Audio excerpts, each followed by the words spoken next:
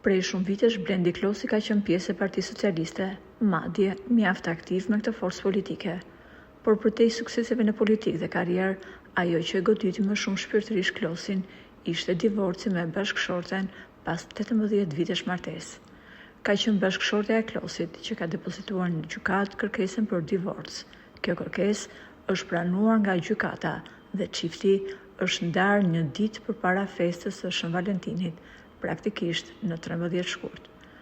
Klosi kishte nënshkruar një marrëveshje notariale ku binin dakord të divorcoheshin, por njëkohësisht vendosnin edhe kriteret detyruese për fëmijët e tyre të mitur. Megjithatë, asnjëherë nuk u bëre qartë shkaqet që e çuan në përfundimin e martesës çiftin. Së fundmi, në arenën politike, është bërë një deklaratë e fortë për Blendi Klosin në lidhje me një lloj varësie që ai ka.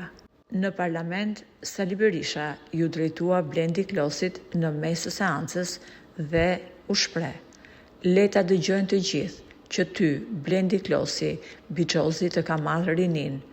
Ti ke varësinë ndaj Bixhozit dhe aty ke lënë të gjitha lekët, prandaj unë me ty nuk merrem fare." Deklarata e bërë nga Berisha ka bërë që shumë media të aludojnë se ndoshta ka qenë Bixhozi arsyeja e divorcit të Klosit, edhe pse vlen të theksohet se çifti asnjëherë nuk e bëri publike arsyeën e ndarjes.